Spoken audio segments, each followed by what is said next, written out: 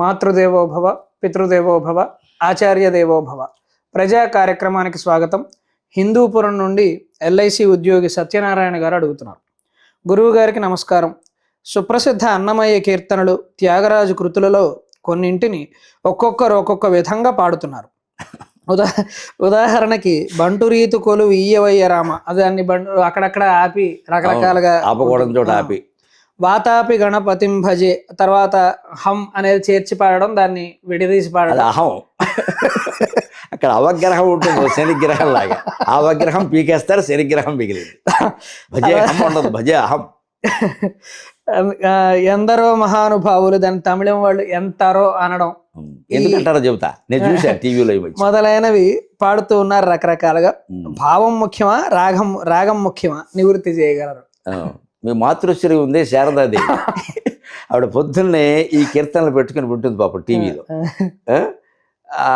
అవి అంటే అది ఆడియోయే, అది ఊరికే బాలమురళీకృష్ణ బొమ్మ, సుబ్బలక్ష్మి గారి బొమ్మ కనపడదు, ఏం కదలడం ఉండదు, పాటలన్నీ వినిపిస్తాయి.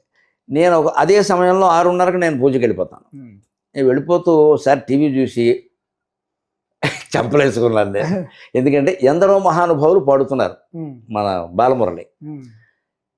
అక్కడ కింద ఇంగ్లీషులో స్పెల్లింగ్ ఏముంది తెలుసా? ENTHARO అని ఉంది. ఇది ఎక్కడ స్పెల్లింగ్ అనుకున్నాను. అందుకే ఆయనకి ఎంతరో అని అనుమానం వచ్చింది. ఇప్పుడు ఎందరో మహానుభావులు అంటే అర్థం వేరు, ఎంతరో మహానుభావులు అంటే ఏముంది, మహానుభావులు ఎవరు లేడని అర్థం. ఎందుకు వచ్చింది దౌర్భాగ్యం? ఇంగ్లీష్ మీడియం కారణంగా వచ్చింది. భాషకి అసలు ఇంగ్లీష్లోకి వెళ్ళాల్సిన పని ఎందుకు వచ్చింది? మనకి పిల్లలు ఇంగ్లీష్ మీడియం ఇవాళ.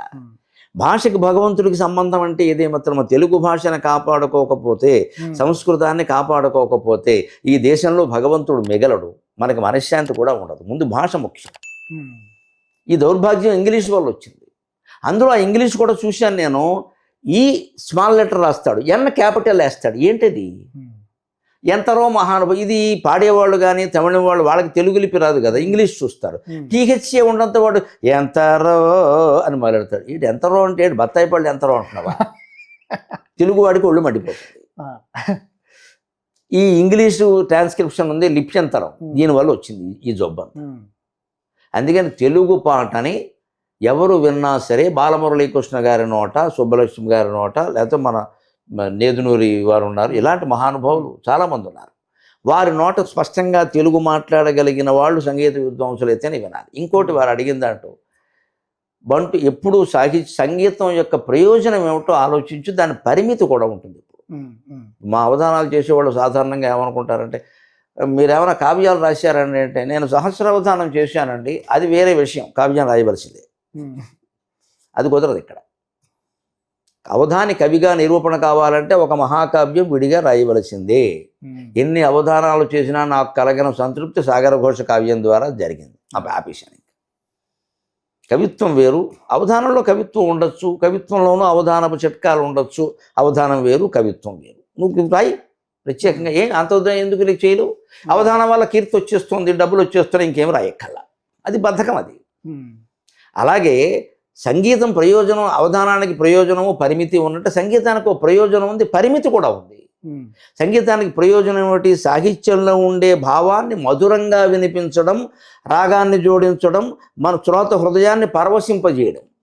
అందుకే సంగీతం ఆలోచించకుండా ఆపాత మధురం అన్నారు.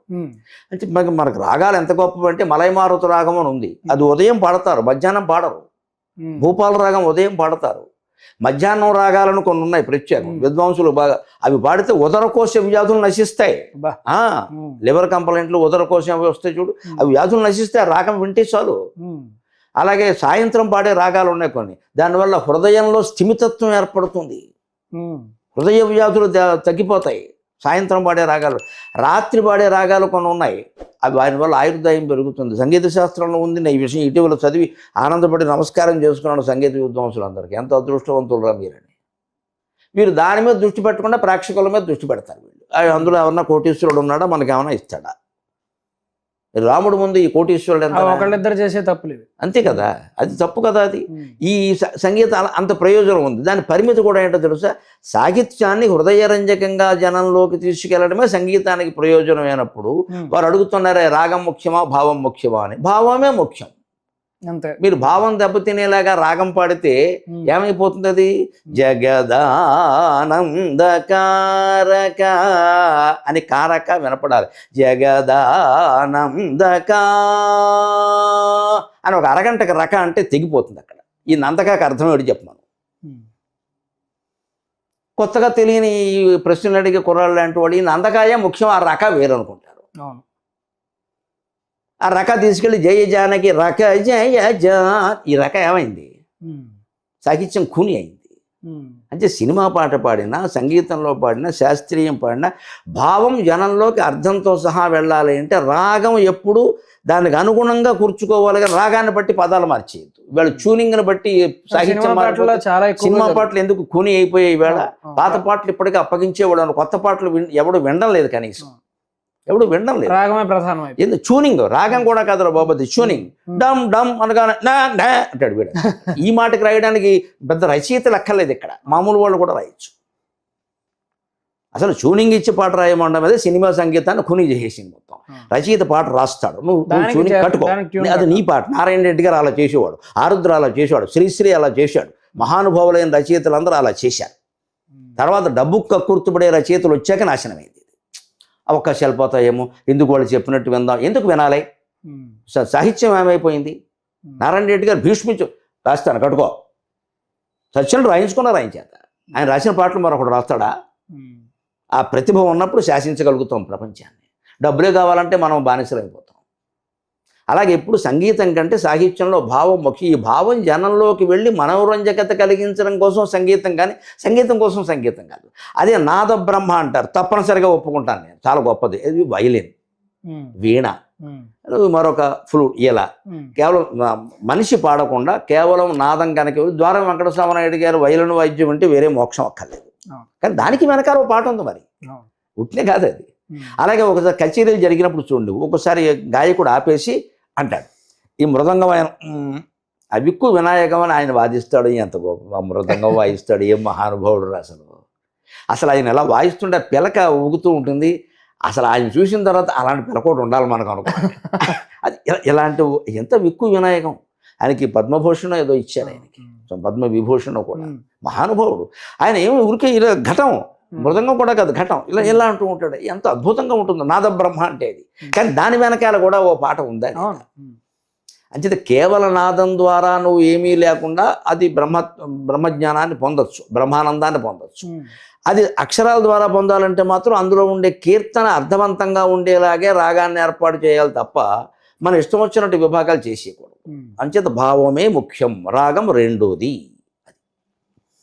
చాలా మందికి ఉండే ప్రశ్న, ఈరోజు సినిమా పాటలు వింటున్న వాళ్ళకి అందరికీ తరచుగా కలిగే ప్రశ్న, ఎప్పుడైనా కూడా సాహిత్యమే ప్రధానం, భావమే ప్రధానం, దానికి అనుగుణమైన రాగాన్ని మనం ఏర్పాటు చేసుకోవడం తప్పిస్తే నిజానికి రాగం ప్రధానం కాదు అనేది మనకి రెండోది. అందుకని ముందు ఆ సాహిత్యం సక్రమంగా వెళ్ళడమే ఉద్దేశం. ఎట్టి పరిస్థితుల్లో దానికి భాష దెబ్బతినకూడదు. ఈరోజు లిప్యంతరం అంటే ఈ ట్రాన్స్లిటరేషన్ అనేది అతిపెద్ద జబ్బు, భాషని తినేస్తున్న అతిపెద్ద జబ్బు.